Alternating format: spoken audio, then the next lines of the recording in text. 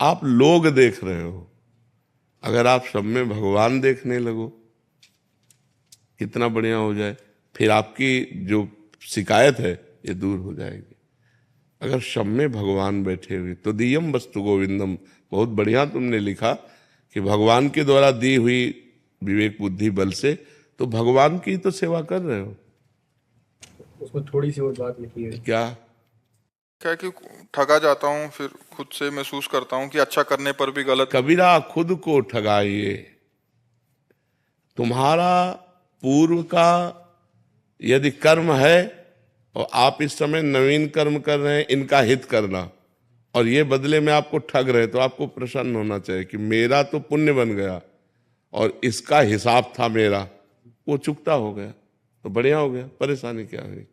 महाराज फिर कई बार ऐसा होता है कि अपन डिप्रेस भी होते हैं इन चीजों से। क्यों डिप्रेस होते? इसीलिए कह रहा हूं, तुम लोगों को देख रहे हो इसलिए डिप्रेस हो गए। संसार देखने वाला ही डिप्रेस होता है, भगवान को देखने वाला डिप्रेस नहीं होता। अगर सब में भगवत भावना करो, और भगवान है सब में, सिय राम में सब जग जानी, करो प्रणाम जोरी जुग पानी, सब में भगवान है, पास धन है, हम इनको दे दिया। अभी हमको गाली दे रहे हैं, हमारे साथ कपट कर रहे हैं, हमारे साथ छल कर रहे हैं, तो हमारा तो हिसाब हो गया, हमारा कर्म बन गया उत्तम। अब ये जो हमें गाली दे रहे हैं ये हमारे पूर्व जन्म का कोई हिसाब है, तो वो भी चुकता हो रहा है। हमको ये विचार करके प्रसन्न होना चाहिए, हमको ये विचार करके निगेटिव नहीं जाना चाहिए मैंने इसका हित किया। ये बात गलत सोच है, ये परमार्थ के अध्यात्म के हिसाब से गलत है, इसीलिए हम डिप्रेस हो जाते हैं। महाराज जैसे अपन किसी की मदद करें या कुछ भी करें तो उसके कहते हैं कि अपन किसी उसके कर्म वो भुगत रहा था और अपन ने उसके जाके उसकी मदद कर दी, तो क्या उसके कर्म अपने? तो आपका कर्म उसके कर्म से जुड़ा हुआ था, इसीलिए आपको वहां सम्मिलित किया गया, इसीलिए आपको वहां भेजा गया कि अब उसके दुखमय कर्मों में आप अपना हिस्सा दीजिए और उसके दुख को निवारण कीजिए, तो आपको मिलेगा पुण्य और उसका कट गया पाप। बिना संयोग भगवान के कराए थोड़ी तुम पहुंच गए। मान लो कोई तड़प रहा है और आप पहुंच जाते हैं और आप उसकी तड़पन को मिटा देते हैं, अस्पताल ले जा करके उसके दुख को मिटा देते हैं, तो आपका भगवान के द्वारा भेजा हुआ कार्य है।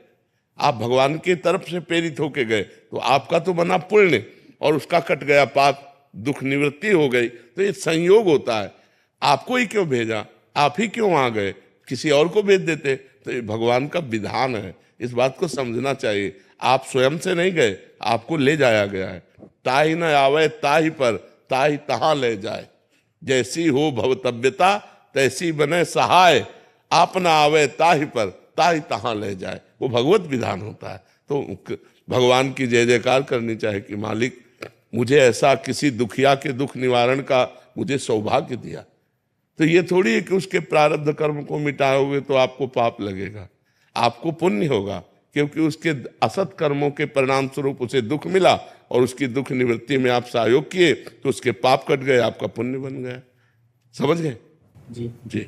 महाराज जैसे ये कर्म कहाँ से शुरू होते? जैसे एक कसाई जो रोज मुर्गे काट रहा है, वो तो रोज हजारों मुर्गे। अरे तो इनकी फिर दुर्दशा जानते हो कैसे होती है? नरकों में इनको लाखों करोड़ों वर्ष सड़ाए जाते हैं, वो तो तुम्हें नहीं दिखाई देगा। अब जैसे यहाँ चोरी की और पुलिस पकड़ के ले गई, अब वहाँ जो हिसाब करती है अंदर 4 पुलिस वाले मार डंडे जब उनकी खाल उधेड़ते हैं, इसके बाद 20 साल की सजा, आजीवन कारावास, एक एक गलती की। तो यहाँ जो कर रहे हैं ना, इनकी दुर्दशा जो नरकों में होती है वो तुम्हें तो पता नहीं।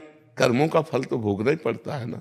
देखो ना जीव की कैसी दुर्दशा होती है, फट गए पूरे शरीर, तो अब ये सब भोगना पड़ता है, यहाँ भी और नरक भी। ऐसा नहीं है कि ये जो कर्म कर रहे हैं इनको भोगने में अवश्य में भोगतव्य, भोगना पड़ता है, एक एक कर्म को भोगना पड़ता है। महाराज जी अपन से कोई चीज हुई हो जैसी जो कभी गड़बड़ हुई हो, तो उसको ठीक करने के लिए भगवान की शरण में होकर, भगवान कहते हैं कि सर्वधर्मान परित्यज्य मामेकम शरणम ब्रज, तो अहम त्वाम सर्व पापेभ्यो मोक्षयिष्यामि मा शुचा, अब लो नसानी अब ना नसइयो, आज तक किया अब कोई पाप नहीं करूंगा। और भगवान की शरण में और नाम जप करो, भगवान के नाम जप से सब पाप नष्ट हो जाएंगे।